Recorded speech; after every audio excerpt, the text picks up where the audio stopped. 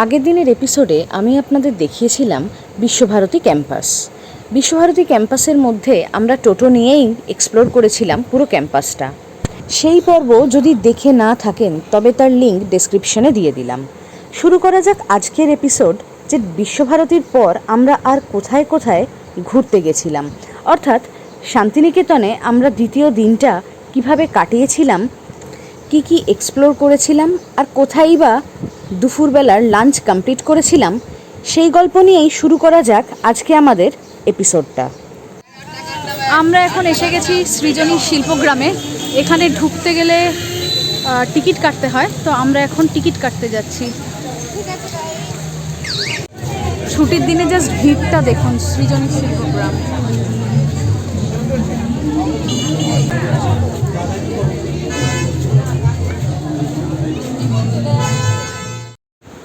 প্রচুর লোকের লাইন সামলে আফটারঅল যখন আমরা টিকিট কেটে সৃজনী শিল্পগ্রামে ঢুকেই প্রথম একটা বুদ্ধ মূর্তি চোখে পড়ে। আমরা সবে ঢুকেছি সৃজনী শিল্পগ্রামে, কিন্তু এরই মধ্যে বৃষ্টি শুরু হয়ে গেছে।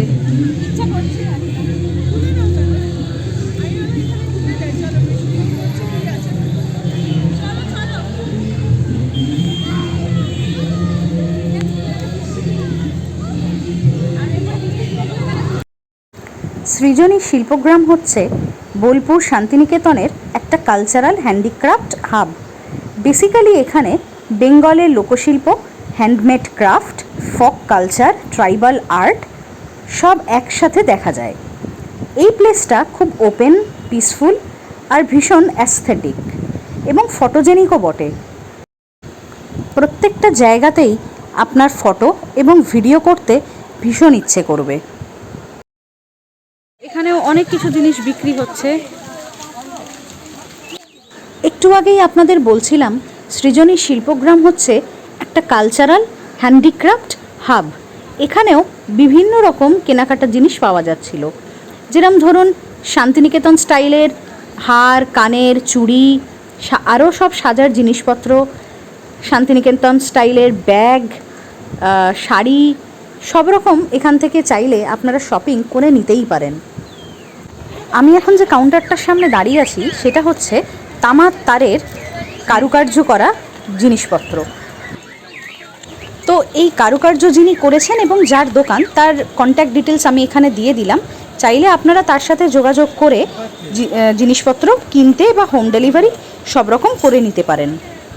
দেখবেন আমরা যারা মহিলা, তারা কোথাও বেড়াতে গেলে বেড়াতে যাওয়ার জিনিসটা আগে না দেখে সবার আগে কি শপিং করব, চোখ সেদিকেই যায়। তো সৃজনী শিল্পগ্রামে ঢুকে সবার প্রথম আমরা শপিং কাউন্টারগুলোতেই গেছিলাম। ব্যাগ, জামাকাপড়, কুর্তা, ফতুয়া, পাঞ্জাবি, এই কাউন্টারগুলোতেই আমরা প্রথমে ঘুরেছি। প্রত্যেকটা শপিং কাউন্টার খুব ভালোভাবে এক্সপ্লোর করার পর এরপর আমাদের নজর পড়ে বাউল গান এবং বাউল নাচের দিকে। তো এখন আমরা চলেছি বাউল গান এবং বাউল নাচ এনজয় করতে।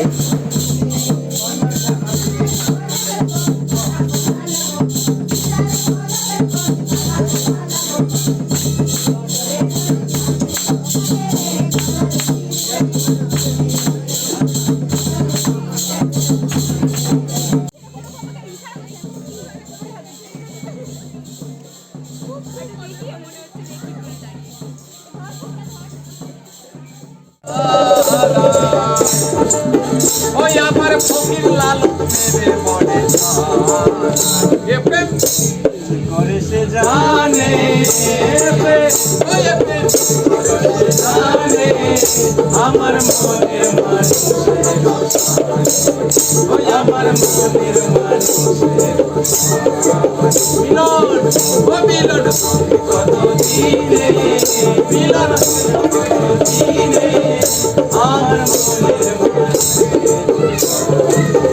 ওই আমার মনের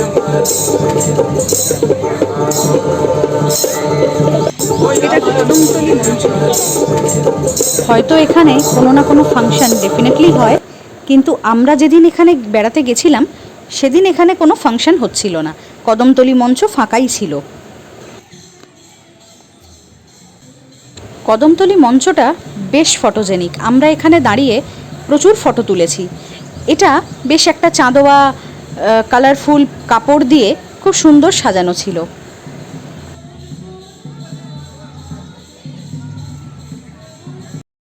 এই কদমতলী মঞ্চের পাশেই ছিল এই স্ট্রাকচারাল গ্রাউন্ডটা। এই গ্রাউন্ডটাতে বিভিন্ন মূর্তি বানানো ছিল, কিন্তু এই গ্রাউন্ডটাতে আমরা ঢুকিনি। একে তো চারিদিকে বৃষ্টি হচ্ছিল, তার উপরে যথেষ্ট কাদা ছিল, যার ফলে আমরা দূর থেকেই এই গ্রাউন্ডটার ভিডিও ফটো করে নিয়েছি। এই যে দেখছেন মাটির রাস্তার দুধারে ছোট ছোট ঘর, এই প্রত্যেকটা ঘরে এক একটা রাজ্যের যে শিল্পকলা আছে সেগুলোকে এখানে প্রাধান্য দেওয়া হয়েছে। যেমন ধরুন এই যে প্রথম যে সাদা রঙের ঘরটা দেখছেন, এটা হচ্ছে উড়িষ্যার পটচিত্র ঘর, অর্থাৎ এই ঘরে উড়িষ্যার পটচিত্রের বিশেষ নিদর্শন এখানে ফুটিয়ে তোলা হয়েছে।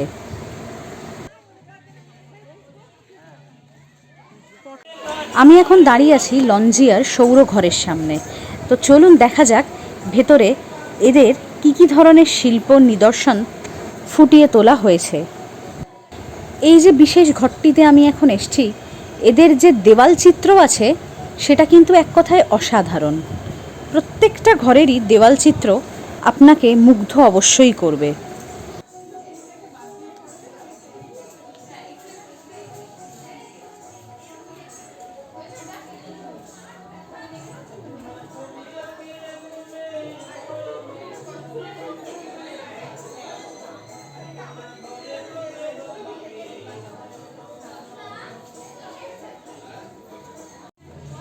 এই যে দেওয়াল চিত্র, এটা কিন্তু বিষ্ণুর 10 অবতার এখানে অঙ্কিত আছে।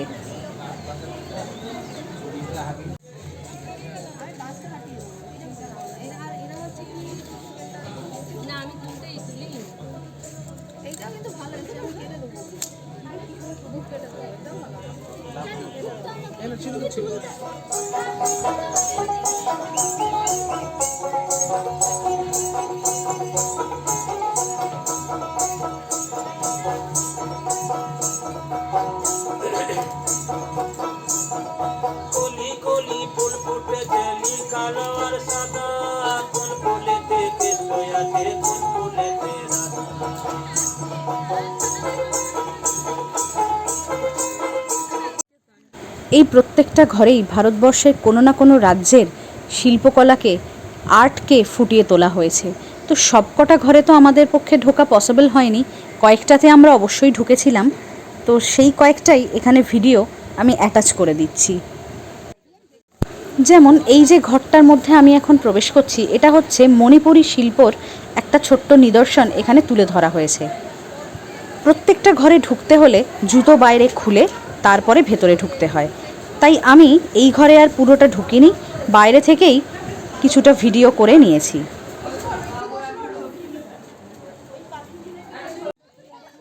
তবে এক কথায় বলে রাখি, সৃজনী শিল্পগ্রাম ঘুরতে কিন্তু আপনাদের প্রচুর টাইম লাগবে।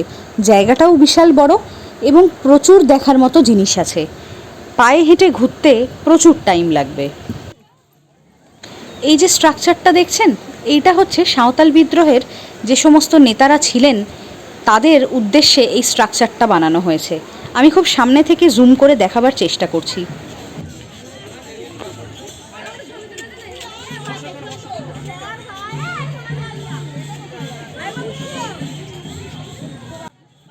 পুরো সৃজনী শিল্পগ্রাম ঘুরে তখন আমরা অলমোস্ট বেরোবার পথে হঠাৎই আবার দাঁড়িয়ে পড়ি বাউল গানের জায়গায়। তখন সেখানে গান হচ্ছে, তোমায় হৃদ মাঝারে রাখবো, ছেড়ে দেব না।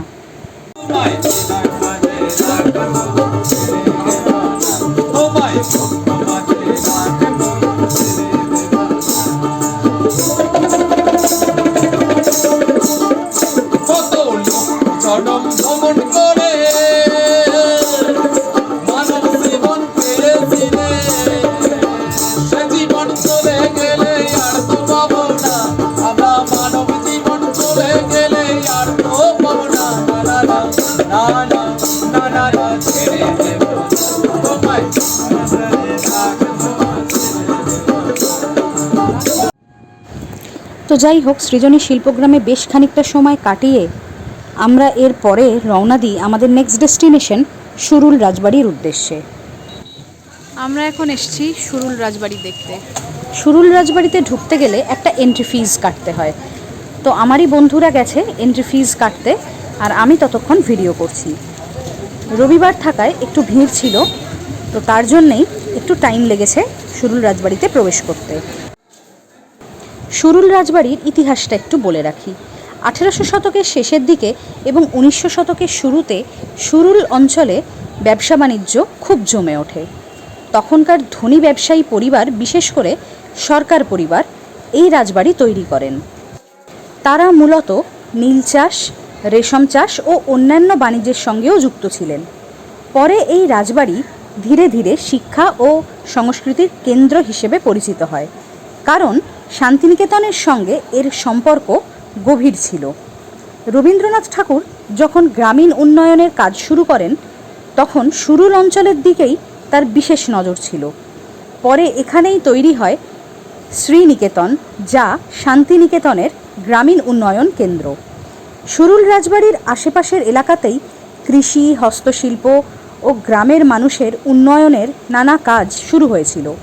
তাই এই রাজবাড়ির সঙ্গে শান্তিনিকেতনের ইতিহাস জড়িয়ে আছে। আর যদি স্থাপত্যের কথাই বলা হয়, তাহলে এই রাজবাড়িটায় ইউরোপীয় ও বাংলার পুরনো জমিদার বাড়ির মিশ্র স্থাপত্য দেখা যায়। বিশাল খিলান, বড় বড় উঠোন, থামওয়ালা বারান্দা, পুরনো নাচঘর, ঠাকুর দালান, এই সবই এখানে দেখতে পাওয়া যায়।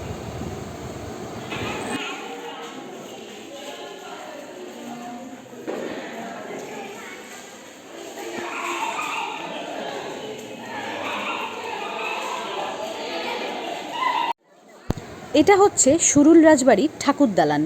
যদিও এই ঠাকুর দালানের ভেতরে প্রবেশ করা নিষিদ্ধ ছিল, আমরা ঠাকুর দালানের বাইরে থেকেই ছবি তুলেছি। ট্যুরিস্টদের জন্য ঠাকুর দালানের ভেতরে প্রবেশ করা নট অ্যালাউড। সুরুল রাজবাড়ির দালানের মাঝখানে খুব সুন্দর একটা আলপনা দেওয়া আছে। সুরুল রাজবাড়িটিও খুব সুন্দর দেখতে। এটি ঘুরে দেখতে আমাদের বেশ কিছুক্ষণ সময় লাগে। সুরুল রাজবাড়ির ঠিক পাশেই আছে দুর্গা মন্দির, কিন্তু দুর্গা মন্দিরের অ্যাক্সেস রাজবাড়ির ভেতর দিয়ে পাওয়া যায় না। তাই আমরা যখন দুর্গা মন্দিরে প্রবেশ করব, পুরো রাস্তায় বেরিয়ে এসেই দুর্গা মন্দিরে ঢুকতে হয়। যদিও এই মুহূর্তে দুর্গা মন্দির বন্ধ, তাই আমরা বাইরে থেকেই দুর্গা মন্দিরটা দেখেছি।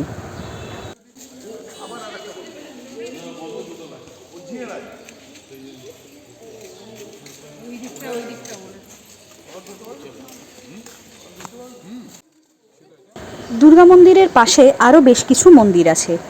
মন্দিরগুলো খুব সুন্দর দেখতে, যদিও সেই মন্দিরেও ট্যুরিস্টদের প্রবেশ করার কোনো অপশন নেই। তো বাইরে থেকেই মন্দিরগুলো আমরা দেখে নিয়েছিলাম।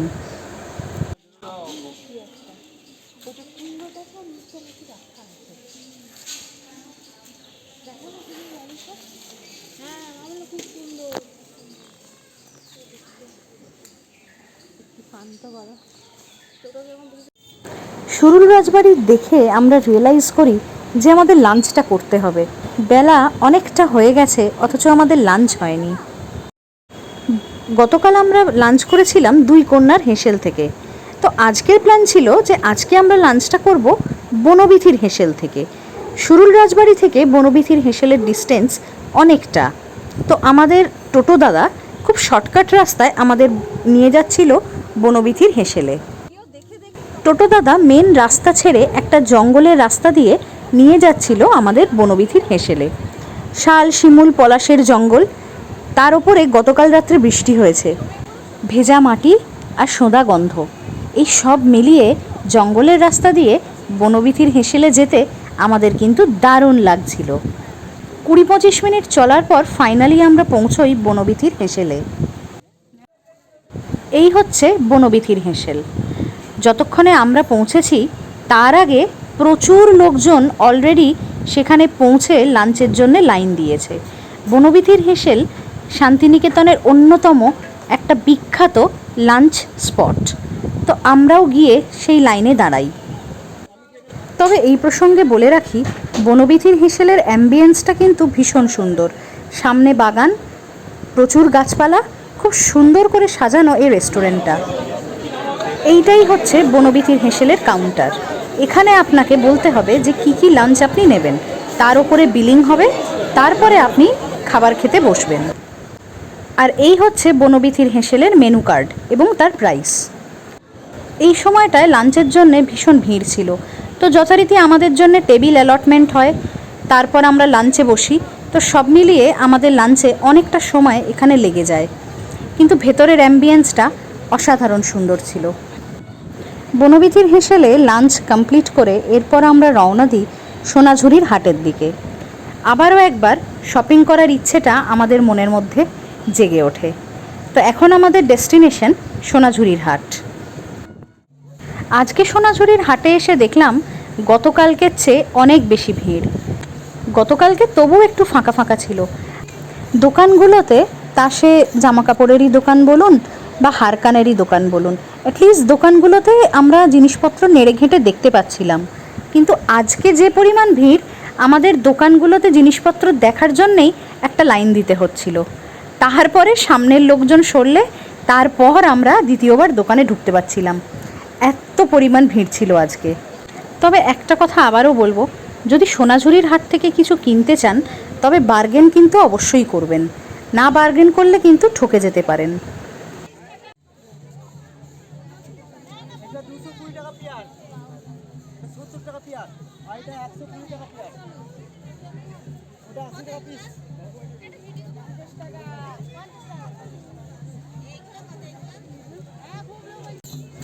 আর সোনাঝুরির হাটে যদি ভিড়ের কথাই বলতে হয়, তাহলে একটা ভিড় তো ছিল বিভিন্ন রকম জিনিসপত্র কেনাকাটির দোকানে, তা সে জামাকাপড় হোক, বিভিন্ন রকম হার কানের চুড়ি হোক, অথবা বিভিন্ন রকম বাদ্যযন্ত্র বিক্রির দোকান হোক, সেই দোকানগুলোতে।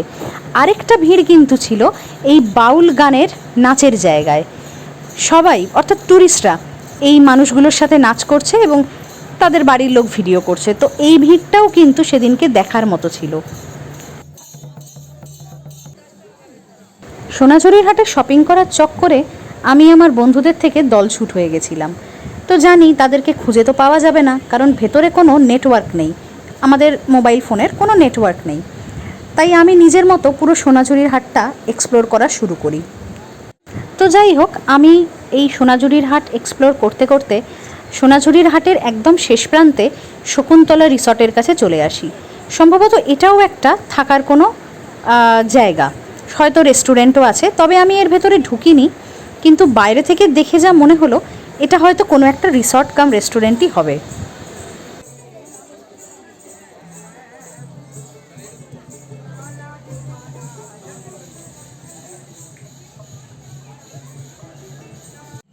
তবে বন্ধুদের থেকে দলছুট হয়ে যাওয়ার পর যখন আমি নিজে একা একা এই হাটটা ঘুরছিলাম, আমি বেশ কয়েকটা জিনিস ট্রাই করেছিলাম, যেমন আইসক্রিম, ভাঁড়ে করে বিক্রি হওয়া দই, রাবড়ি, এগুলো আপনারাও ট্রাই করতে পারেন। স্থানীয় হলেও এগুলো কিন্তু খেতে দারুণ লাগে। আমার তো সবচেয়ে ভালো লেগেছে দইটা খেতে, আমি দুবার দইটা ট্রাই করেছি। আমাদের সোনাঝুরির হাট ঘোরা কমপ্লিট। আইসক্রিম খেতে খেতে আমরা এখন রওনা দিচ্ছি আমাদের রিসর্টের দিকে। সন্ধ্যাটা ওখানেই কাটাবো, আড্ডা মেরে গল্প করে। সোনাঝুরির হাট থেকে বেরিয়ে রিসর্ট পৌঁছতেও আমাদের বেশ খানিকটা টাইম লেগে গেছিলো, কারণ সোনাঝুরির হাটের সামনে যে খোয়াইয়ের রাস্তাটা, সেটাতে ব্যাপক জ্যাম। সবাই সেই সময় সোনাঝুরির হাট থেকে বেরোচ্ছে, প্রচুর গাড়ি, ব্যাপক জ্যাম। তো যাই হোক, জ্যাম ক্লিয়ার করে আমাদের রিসর্টে পৌঁছতেও আমাদের বেশ খানিকটা সময় লেগে যায়। এখন মোটামুটি বাজছে 6টা। আমরা গোটা দিনটা ঘুরে বেরিয়ে এই জাস্ট আমাদের রিসর্ট বলবো না, হোটেলই বলবো, আমরা হোটেলে ঢুকছি। সারাদিনে খাওয়া দাওয়া সব বাইরে হয়েছে, এবার রুমে গিয়ে ফ্রেশ হব। আর রাস্তার ওই পারে এই যে 2-3টে হোটেল দেখছেন, এখান থেকে আমরা রাতের খাবারটাও বলে দিয়েছি। এরপর হোটেলে ফিরে আড্ডা টাড্ডা মারবো। তো মোটামুটি আজকের ভিডিও থাকলো এই পর্যন্তই। আগামীকাল সকালবেলা কঙ্কালীতলা যাওয়ার প্ল্যান আছে, তো দেখা যাক কতটা কি করতে পারি। আজকের ভিডিও আমি এখানেই শেষ করছি, দেখা হচ্ছে আগামীকাল। তো আজকের এপিসোডটা আপনাদের কেমন লাগলো সেটা অবশ্যই জানাবেন। আর যদি ভালো লেগে থাকে তাহলে এই চ্যানেলটিকে সাবস্ক্রাইব করে বেল আইকনটিকে অন করে রাখবেন, যাতে এই চ্যানেলে ভিডিও আপলোড হলে তার নোটিফিকেশান আপনাদের কাছে খুব সহজে পৌঁছে যেতে পারে।